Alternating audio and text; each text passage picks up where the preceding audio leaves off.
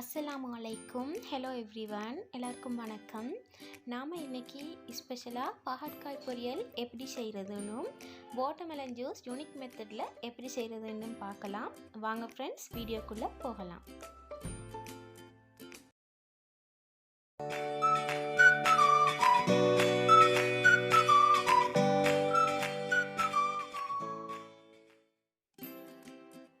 பாகற்காய் பொரியல் செய்கிறதுக்காக நான் இன்றைக்கி மீடியம் சைஸ் பாகற்காயை எடுத்துக்கிறேன். அதை தின் ஸ்லைசஸாக கட் பண்ணிக்கோங்க.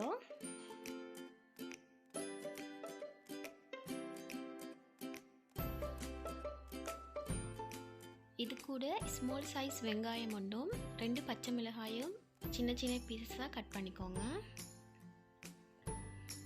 அப்புறமா நாம் வெட்டி வச்சிக்கிற பாகற்காயோட எல்லா விதைகளையும் நீக்கிக்கோங்க.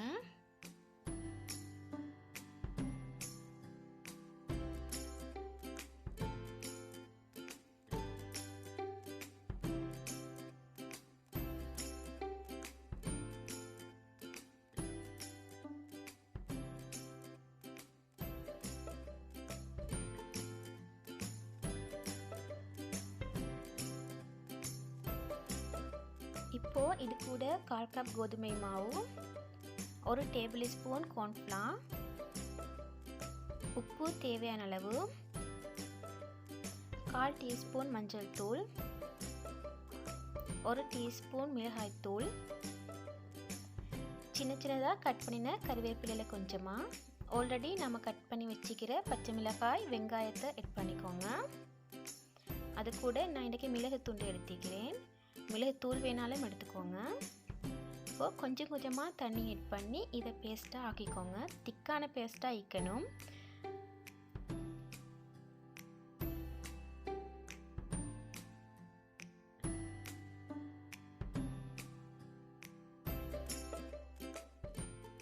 ஆயில் நன்றாக கொதித்து வரப்போ நம்ம பாகற்காயை போட்டு பொரிச்சு எடுத்துக்கொள்வோம்.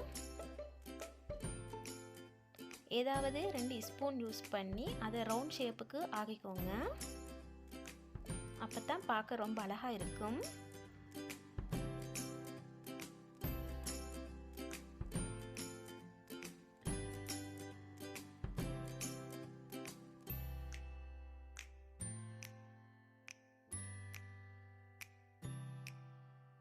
ரெண்டு சைடுமே கோல்டன் ப்ரௌன் கலர் ஆகிற வரை ஃப்ரை பண்ணி எடுத்துக்கோங்க. இது ரொம்பவே டேஸ்டியாக இருக்கும் ஃப்ரெண்ட்ஸ். அண்ட் சின்ன பிள்ளைகளுக்கெல்லாம் சாப்பிட கொடுக்கலாம். ஏன்னா அந்த கசப்பு தன்மையெல்லாம் இதில் விளங்காது பாகற்காயில். இவ்வளவு தான் ஃப்ரெண்ட்ஸ், நம்ம பாகற்காய் ரெடி ஆகிடுச்சு. நீங்களும் இதை வீட்டில் கட்டாயமாக ட்ரை பண்ணி பாருங்கள்.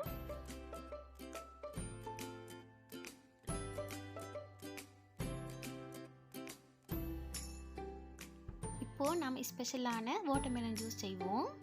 இதுக்கு நான் இன்றைக்கி 1 கப் வாட்டர்மெலன் பீஸஸ் சின்ன சின்னதாக கட் பண்ணி எடுத்துக்கிறேன். அது விதைகள் நீக்கியது.